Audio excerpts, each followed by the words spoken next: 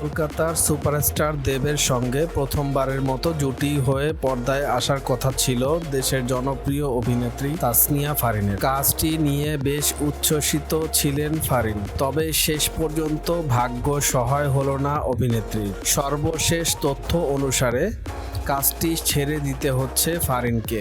ভারতের পশ্চিমবঙ্গের নির্মাতা অভিজিৎ সেনের পরিচালনায় প্রতীক্ষা সিনেমাটি করছেন না তাসনিয়া ফারিন। এ নিয়ে দ্বিতীয়বারের মতো কলকাতা সিনেমা ছাড়তে হলো তাকে। প্রতীক্ষার শুটিং শুরু করার কথা ছিল নভেম্বর মাসে। তার আগেই চলতি মাসে ছিল শুটিং পূর্ব কর্মকাণ্ড, কিন্তু ভারত ভিসা বন্ধ হওয়ায় আর যাওয়া হচ্ছে না অভিনেত্রী জানান, নানা অনিশ্চয়তায় সিনেমাটি থেকে সরে এসেছেন তিনি। গত রবিবার রাতে সিনেমার প্রযোজক অন্তনু রায় চৌধুরীর সঙ্গে দীর্ঘ সময় কথা হয় ফারিনের। সে সময় তারা পরস্পরকে সিদ্ধান্ত গ্রহণে সহায়তা করেন। ফারিন বলেন, নভেম্বর মাসে শুটিং শুরু করা না গেলে দেব ও মিঠুন চক্রবর্তীর শিডিউল পাওয়া যাবে না। আবার বাংলাদেশ থেকে ভিসা পাওয়াটাও অনিশ্চিত। এসব কারণে সিনেমাটি আমার কাজ করা হচ্ছে না। শুনলাম সিনেমাটি আপাতত হচ্ছে না। কলকাতা ও যুক্তরাষ্ট্রে সিনেমাটির শুটিং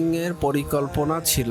এতে দেবের বিপরীতে অভিনয় করার কথা ছিল তাসনিয়া ফারিনের। অভিনেত্রী জানান, ভারতের এই সিনেমা থেকে সরে হাফ ছেড়ে বেসছেন তিনি। ফারিন বলেন, সিনেমাটির কারণে অনেক কাজ ছাড়তে হয়েছে। ওই শিডিউলে নতুন একটি কাজ নিয়েছি। এটিও একটি বড় বাজেটের কাজ। কলকাতা সিনেমার মাধ্যমে চলচ্চিত্র অভিষেক হয় ফারিনের। অন্তু ঘোষের নির্মাণে আরও এক পৃথিবী সিনেমার মাধ্যমে বড় পর্দায় পা রাখেন ফারিন। এই সিনেমায় অভিনয় করে সেরা নবাগত অভিনেত্রী হিসেবে ফিল্মফেয়ার বাংলা পুরস্কার জিতেছেন বাংলাদেশের জনপ্রিয় এই অভিনেত্রী। ডেইলি এন্টারটেইনমেন্ট আপডেটের এমন আরো ভিডিও পাতে আমাদের চ্যানেলটি সাবস্ক্রাইব করে রাখুন।